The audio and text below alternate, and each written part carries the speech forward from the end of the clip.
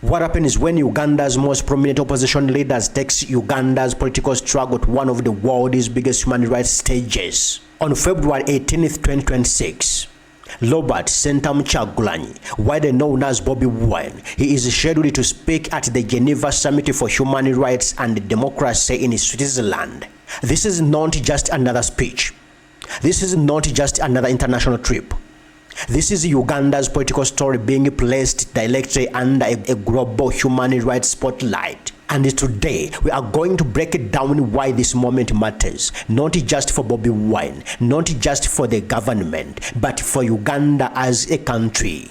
The Geneva Summit for Human Rights and Democracy is an annual global forum that brings together activists, dissidents, former political prisoners, and opposition figures from around the world. This is a platform where individuals from countries accused of repression come to tell their stories directed to diplomats, journalists, human rights organizations, and policymakers. People who speak here are often seen not just as politicians, but as symbols of resistance, voices of the oppressed, and representatives of struggles happening inside their countries. So when Bobi Wine is invited here, it's not random, it's highly symbolic.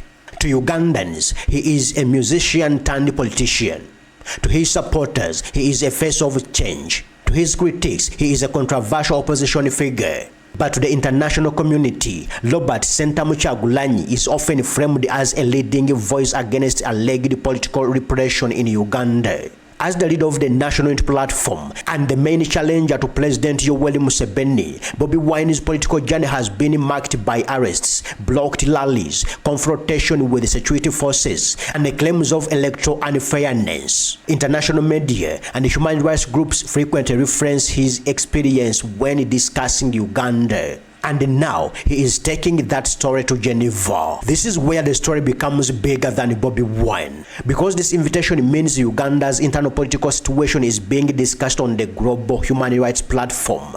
It signals that Uganda's governance, democracy, and human rights record are subject of international interest and scrutiny. It also shows that Bobi Wine is being recognized globally not only as a politician, but as a human rights figure. And that has diplomatic implications. When opposition leaders speak at forums like this, foreign governments listen, human rights organizations listen, donor countries listen. Bobi Wine, if we look at his previous speeches and interviews, we can expect him to focus on allegations of political repression, arrests and detention of opposition supporters, electoral fairness in Uganda, the role of youth in demanding democratic change, a call for greater international attention to Uganda's political situation. His message is likely to be emotional, personal, and political. Because at the Geneva Summit, stories carry power. This could be seen as internationalizing democratic politics, as presenting Uganda's internal issues on a global stage in a way that may affect the country's reputation. Speeches like this often influence how foreign governments view Uganda. International organizations engage with Uganda. Donor relationships are shaped. Whether fair or unfair, perception matters in international relations. For Bobi Wine's supporters, this is validation, a sign that their concerns are being heard beyond Uganda's borders.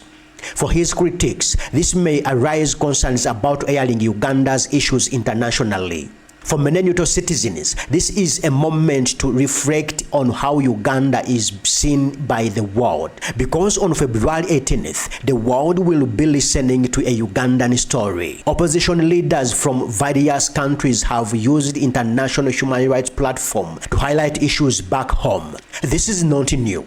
It's part of modern political strategy, where local struggles become global conversations. And Bobi Wine is stepping into that exact space. The audience in Geneva will not just hear Bobi Wine. They will hear a narrative about Uganda, its politics, its democracy, and its future. The big question is this a necessary step toward accountability and justice? Or does it risk undermining Uganda's sovereignty on the world stage? Let me know what you think in the comments.